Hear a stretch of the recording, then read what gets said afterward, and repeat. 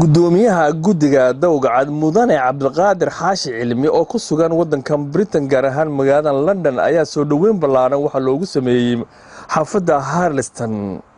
guddiga dawgacad ee UK ayaa shahaadada waxa ay gudoonsiyeen gudoomiyaha guddiga dawgacad mudane Cabdiqaadir Xaashi Cilmi, waxaana halkaa la iskaga xog wareystay marayso wadada dawgacad kulankiyo sidoo u dhacay waa kan. waxay noo farxada maanta inaynu halkan ku soo dhaweyno walaalkeen Cabdiqaadir Xaashi Cilmi oo runtii aynu maaragtay guddiga dawgacad ka wakiila, laakiin guddiga dawgacad ay ixtiraam badan iyo kalgacal badan aynu hayno UK hadaynu nahay.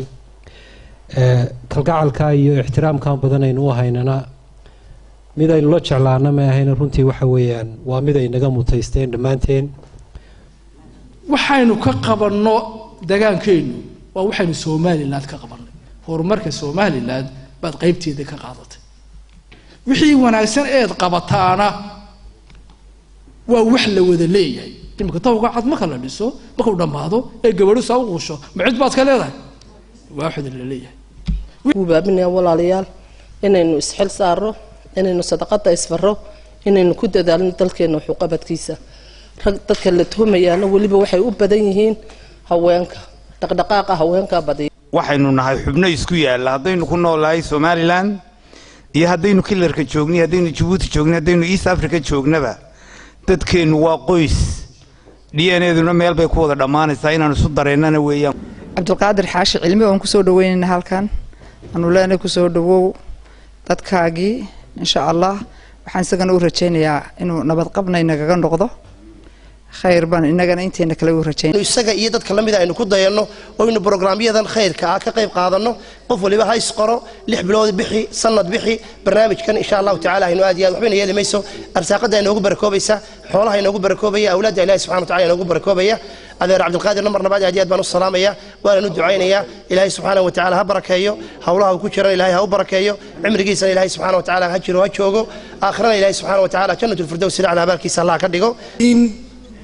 waxa aan isku dayayaa inaan ku soo dhaweeyo walaalkeen Cabdiqaadir Xaashi Cilmi, ilaahay fi aakhir waraaleha ka ahaadee oo gudoomiye u ah guddiga dawgacad la'aantiina aanay fusheen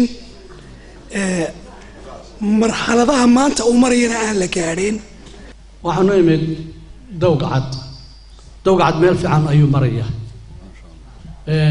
markii aanu bilaabaynay idinka Ilaahay waan ku tashanay in meeshii dad u maqan yahay oo haddii la bilaabo ay dhamaanayso. maanta dalkeenii waxa horta u wanaagsan ka soo baxay waxa weeye in la is aamino. ninkii shil loo dhiibo shil ma bixdaan u dhiibo waa la cuni, taas barmarsi ay ahaan jirtay. maanta wax lagu daray mooyaane wax la cunaa ma jiro. halka dumar baad ku arkaysaa, anaga qudhigay dumarkaas aan hogaamiyay, dumar meel walba way joogaan, Allah daayo. inantaas dhagaxa ku foorta baraambur bay tirso waxay tiri matalabi baa looga imaanayaa dadkii lahaa mee.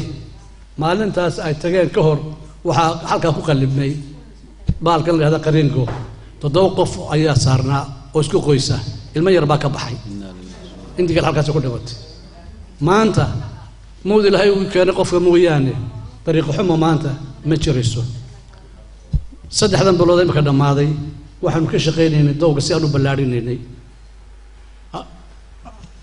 ninka la yiraahdo Maxamed Aw Saciid Ilaahay wax roon ha siiye ayaa noogu ballan qaaday inuu nala qabto carratuurka min Hargeysa ilaa Badda iyo dhulka la baneeyo Ceel Sheekh Camuud ilaa Ceel Sheekh.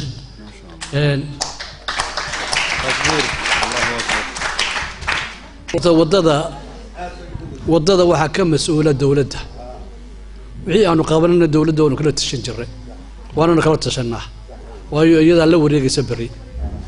waxay leedahay dawladdu niman engineers ah, shaqadaanu sanad qabtaba iyaguna kala tashanaa oo naana saasaanu qabanaynaa.